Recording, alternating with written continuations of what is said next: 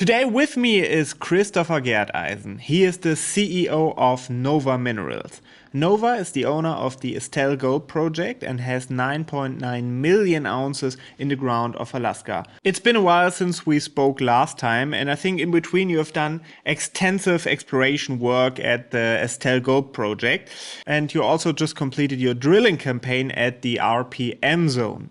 You already have more than a million ounces over there at RPM, and now you've got great results from RPM North and South, but also from RPM Valley, a new target that you discovered. Can you please tell us a little bit more about your recent campaign? Sure. So our starting point, to understand and put this into context, our starting point last year, at the beginning of the year, we released a scoping study. And this was a snapshot in time. The company, as a company, wanted to know, where are we going with this project? Do we have something viable here? And if you recall, it was a good start. It was 650 million NPV, 53% IRR, less than $400 million capex, 17-year mine life with an 11-month payback period. And of course, that comes from that high-grade RPM coming in early and producing almost 2.3 million ounces over that 17 years. So not a bad start, but again, a starting point, a foundation to build on. And that's what we started with at the beginning of last year's drill season. And that's now completed, of course, in 2023. And we completed almost 7,000 meters at RPM, focused on 3 zones now. The RPM South zone, which is shaping up as a very bulk system. You don't have the extreme high grades yet that we see at RPM North, but we're starting to build that out, infill drill that, prove up those resources and expand it. And then, of course, what's really become the jewel in the crown is the RPM North Bonanza zone, where we have that extreme high grade. And we did extensive drilling there, most of our drilling, in fact. And what we see is we've drilled up dip of that Bonanza zone, of that high grade zone, and we've continued to hit significant intercepts. Recall, RPM, just to put it in perspective, RPM had the intercept 132 meters at 10.1 grams per ton within a larger intercept of 400 meters at 3.5 grams per ton. That was the discovery hole of the Bonanza zone. And now this year's drilling, go back to the news releases, we're continuing to replicate that and duplicate that, similar results. Now up dip, also very exciting. We drilled a couple of holes deeper below that zone, and we're seeing a down dip extension. Early days, but there appears to be potentially a down dip ore shoot to that system. So that's something we intend to follow up as we move forward. That RPM North zone, we did close it off to the west. We believe there's a fault offset there. However, it remains wide open to the east.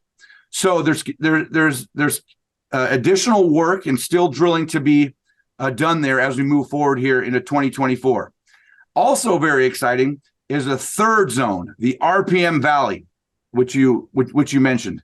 In previous years, we did have a couple of drill holes drilled off the ridge down into the valley. So actually the mineralization, the intercepts were quite deep in the holes. However, because it's actually down on the valley, it's quite shallow. It's not that deep under the surface. But those results there that we were following up were 76 meters at 1.2 grams per ton, 30 meters at 2 grams per ton. And so we wanted to follow up and confirm that RPM Valley zone. And that's indeed what we did. Our latest news release presented those results, and we got similar results. In fact, actually better results, 204 meters at 1 gram, 40 meters at 2 gram, I believe it was. And so that has shaped up and confirmed now a third zone at RPM. So you have RPM North, RPM South, and now RPM Valley. Further work and further step out drilling, further infill drilling is required to continue to prove up and expand these resources. The potential exists for all of these zones to interconnect. And so that would, and that's the work we'll be doing in 2024 and beyond, perhaps. So this system is above 1 million ounces. We will be doing a resource update here at some stage, and we expect those numbers to increase from the previous resource update at RPM. So that's the story there.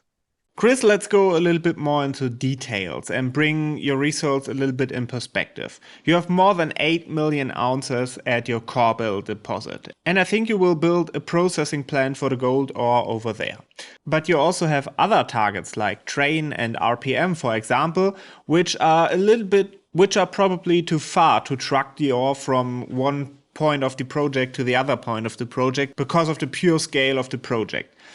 In your press releases, you already talked about a potential processing plant between RPM and Train. Can we go a little bit more into details? How realistic is that, and what does it need to make a final decision?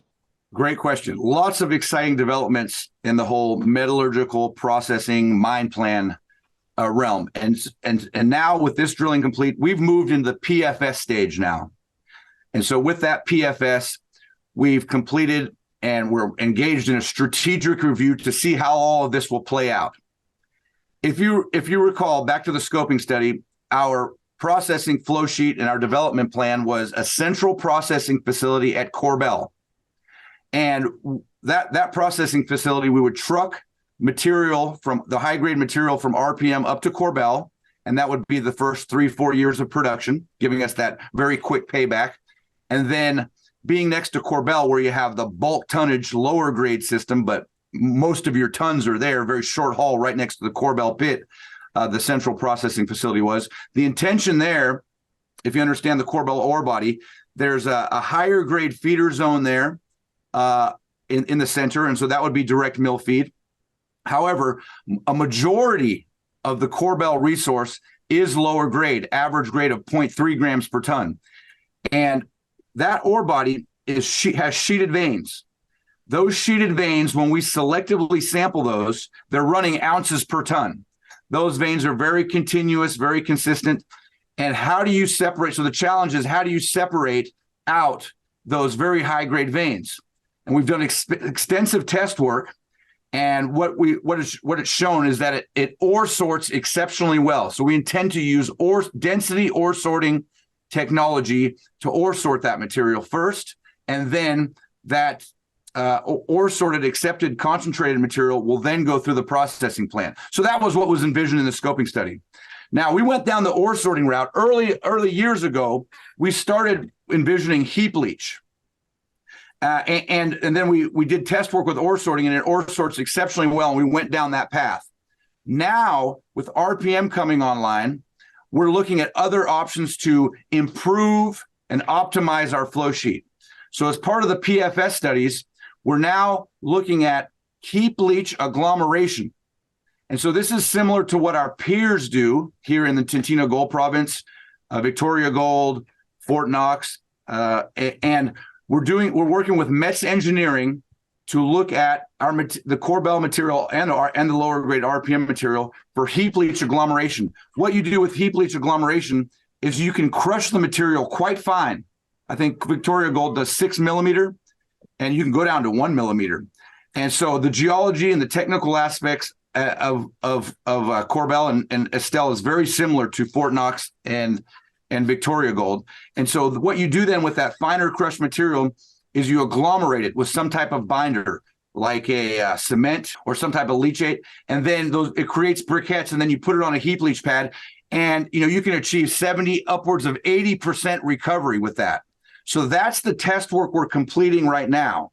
And so we believe that test work will show positive result, and that's a game changer. That is a game changer. And so what that enables us to do, have numerous options. And so you can ore sort the material, take the highest grade fraction. Remember, our test work showed we can take 0.4 gram material and upgrade it up to 6 grams per ton. But that comes at a cost to recovery.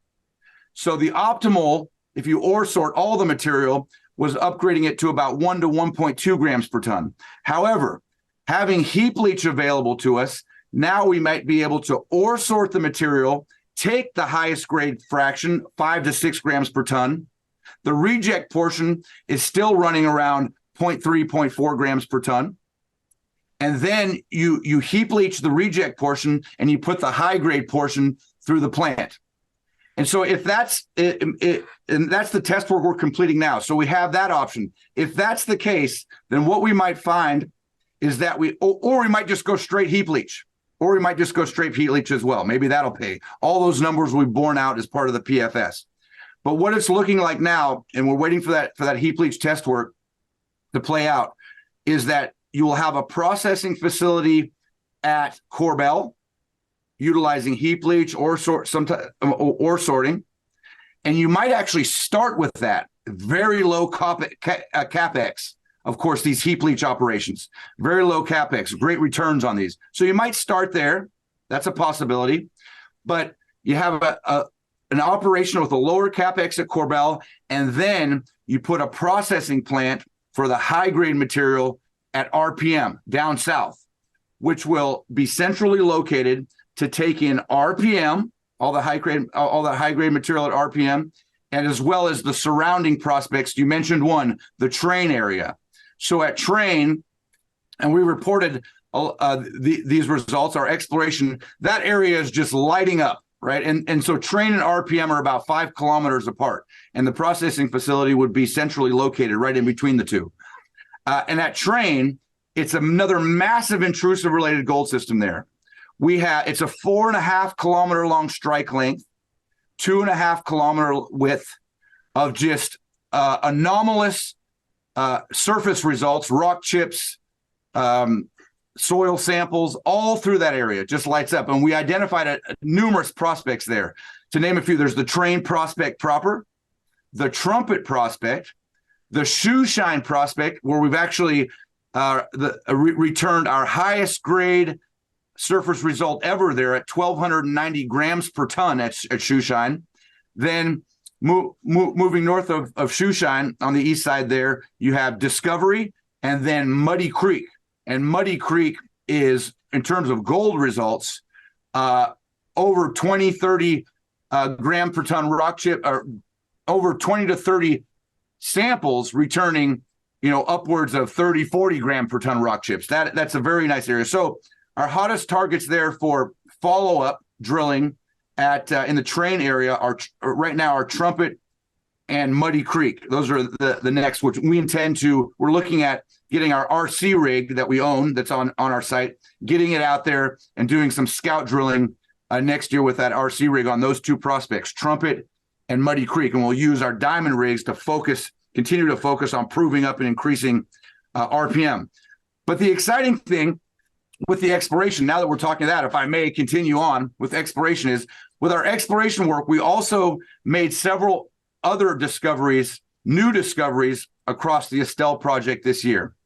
And those two that I might highlight are Stibium and Styx. And you might tell from the prospect name Stibium, that of course is the Latin name for antimony. And of course there's a reason we discovered we called it Stibium, because we not only found gold up to 12.7 grams per ton as Stibium, but we've also found massive stibnite veining. This is the primary ore source for antimony, of course. And antimony, I'm a gold guy. Yeah, and I'm a gold guy. Dabbled in a few other things in my day, right? Some gemstones and potash. But antimony, we've done a lot of research on this. Come to find out, it is one of the most strategic and critical metals known to man in numerous civilian applications, a flame retardant, your iPhone. Why doesn't the glass scratch so easy? Antimony is a key component in that. Battery technology, the liquid metal battery, Ambry, Bill Gates and crew doing the antimony calcium battery, the sodium antimony ion battery technology uses. Also, defense applications, kind of a bittersweet part of the demand side, but all the munitions that are used to harden lead for primers, antimony. There is no U.S. production of antimony, Jan. No U.S. production. So we are exploring the opportunities for, of course, in the critical mineral space, there's a lot of grants available, and we're exploring those opportunities. There's a lot of grants going to other companies for other metals in the U.S., but there's not many antimony, only one other antimony play I know of in the U.S. And so we're pursuing that. And so far, we've seen very good interest to those granting parties to present our case. And so I'll just mention that. But it's not a diversion. The reason we're looking at it is because it's not a diversion from our core business, which is gold. The antimony is coincident with the gold. These are gold antimony prospects. So as we're searching and exploring and proving up resources for the gold, the antimony is in with gold, and it's just another byproduct that can provide significant byproduct credits, as well as having the added benefit of securing that supply chain for the U.S. So I'll leave it there. That's a lot for you to unpack. You already mentioned that you found antimony on your targets, and I think that's pretty interesting too, because that's a really important critical material, but the US has no domestic supply at all. So to me, it seems to be pretty important for the US to have a domestic supply, and maybe you could be part of that supply. Can we already talk about the potential of the antimony, or is it way too early to go more into details? Well, it's a bit early. We do not have any. It's surface sampling. It's surface sampling. And we do not have a JORC resource or any type of resource over that area or over several areas. It's not just once we discovered the antimony and recognized that at Stibium and Styx, where we have massive stibnite veining on the surface. We then went back to look at all of our multi-element data across the project. And what we've discovered is that it's not only at Stibium and Styx. We're also seeing antimony in the Train area, at Trumpet, at Train, at Trumpet's the big one. We really see it, very good antimony results.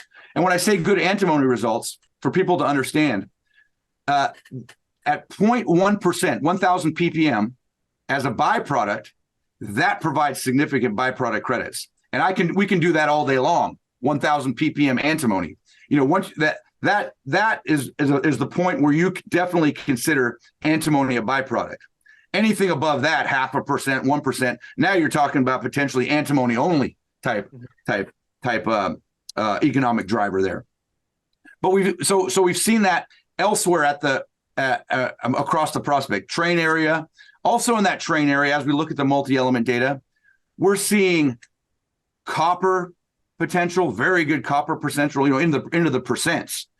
Silver percents up to thousands of ppm silver. We haven't really focused on that in the past, and that's why at RPM and Corbel we've also looked at this, and those tend to be quite clean metallurgically in terms of no copper, not much base metal, no economic quantities of antimony that we can tell right now, but they do have silver.